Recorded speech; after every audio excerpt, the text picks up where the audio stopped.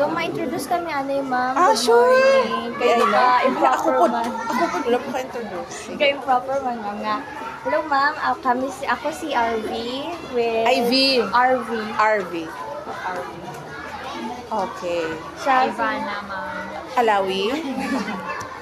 and kilala mo naman. Oo. And we're here, ma'am, na mag-interview si mo, ma'am, Yes. about sa curriculum na imo nga nabalaan about it, kag kung ano ang mga, let's just say, mahambal mo, mga advice mo for us na maging future-ready teachers mo. Okay. Especially amon nga specialization, math and science. Math and science. Amo ni? Ang saan ko manigang?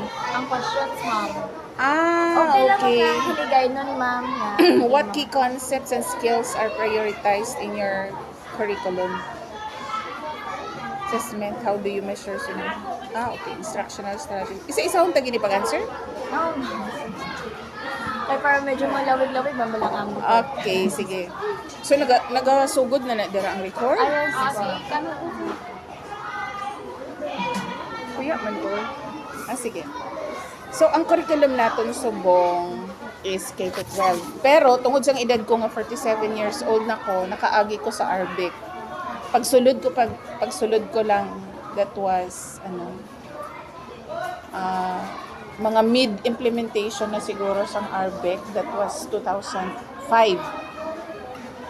Pero, ang pagkakaiba lang sa curriculum, sa science curriculum, under Arabic kag sa K-12 is that sa Arabic naka-focus lang to siya sa kung ano nga grade level gid siya, whereas ang K-12 na spiral na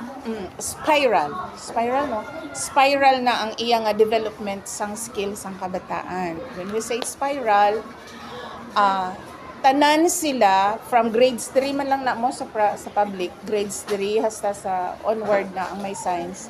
So from grade 3, may matter na gid, halimbawa sa quarter 1, matter man na dito sa grade 4, matter man sa grade 5, matter man sa grade 6. Kaso there is a gradual unfolding of difficulty, parang ganon. So for example, ang matter nga pagatun-an sa grade 3 is about solid liquid gas lang. Pag abot sa grade 4, nagiging matter that floats, sink, undergo decay, siya. Pag abot sa grade 5, matter man na siya gihapon, pero mga materials na nga may usefulness kag harmfulness to the environment. So na nagadugang ang iyang difficulty. Pag abot sa grade 6, matter man gihapon, pero about na mixtures, parang chemistry na chuba-chucho, ganyan. So amo na siya ang spiral nga ginabuot silingon sang K-12 nga curriculum na siya. So, kung pagalantawon naton ang teaching strategies nga i-apply mo, gin-apply sang Arabic kag i-apply sa K-12 sa science, ganun lang din.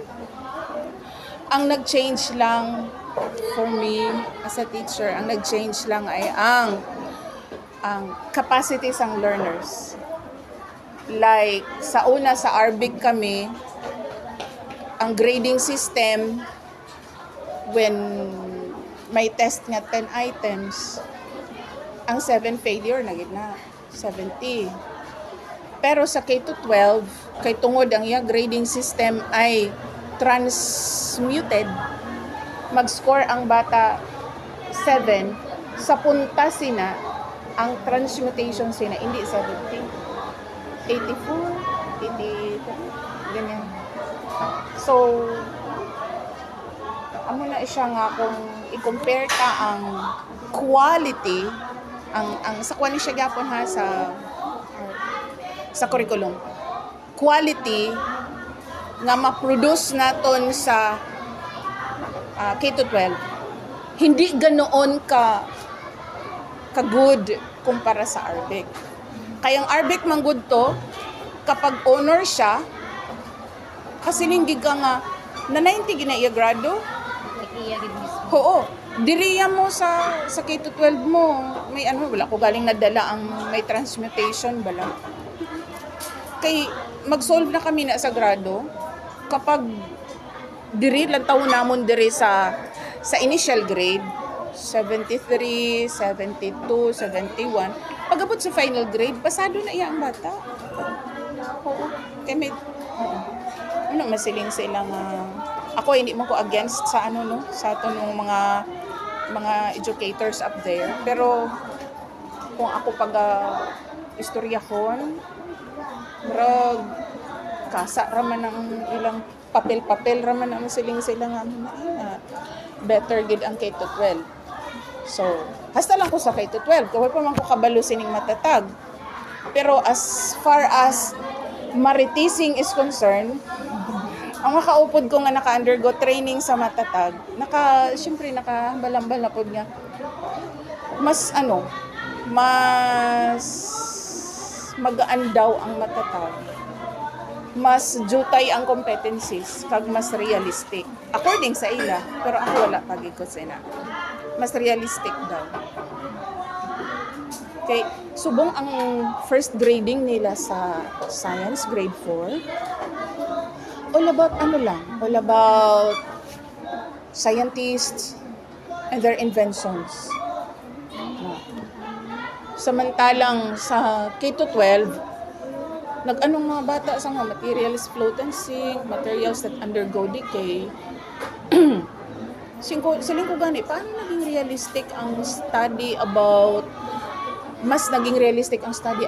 sa mga scientists and their inventions kaysa dito sa matun-an sang bata sa first quarter nga ang material nga ini ma-float ni sink ni tapos ma-apply nila sa ila life nga ini kay ma-float ni siya kung may baha pwede ko ni siya gamiton maka-save sa akong life na ganoon ba parang kung anong ila basis nga siling nila mas realistic ang matatag that remains to be seen.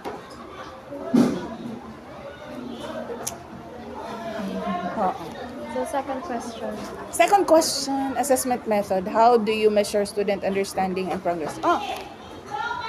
So, na-discuss na naman kamo nga, there are two types of assessment, no? Assessment of learning and assessment to learning. Sige. So, parehas naman gihapon sa tanan nga sa mga naagyan ko nga mga curriculum, parehas lang. Ang hindi ko lang nagustuhan sa K-12 kay I don't know kung sa curriculum gina siya nga dapat gid amo gina ang construction sang sentence sang question I mean kay sang una ang assessment pwede lang kaya nga mag identification enumeration nga maka-train sa bata to memorize. Di ba la daw do ma-memorize nang manggidira ang bata. Whereas ang ining K-12 gina-train ang mga teachers kag amo pud ang ginahimo pud namon nga ang question hindi dapat bisan identification lang na siya tani bala halimbawa when you say it is a system that controls our body. Ma-identify lang na tani nervous system, di bala? Pero, mag-construct kasi na sa sentence. Sa K-12 na, mag-construct ka sa question. The different body systems in our body perform a specific function. Na may STEM ka. Specifically, this body system is responsible for the control of our body system, other body systems. Sinubo lang itong question sa ARBIC, naging lawig sa K-12. Ang siling nila, para ma-train ang bata nga mag-think critically. Kay i-analyze niya pa ang napakahabang sentence, napakahabang question, nga dapat lang man, ang gina-ask nga answer is nervous system raman gyapon. Nauna ba? Sa una simple na maestra man kami. Nakaabot na kami, K-12 na kamo no, K-12 na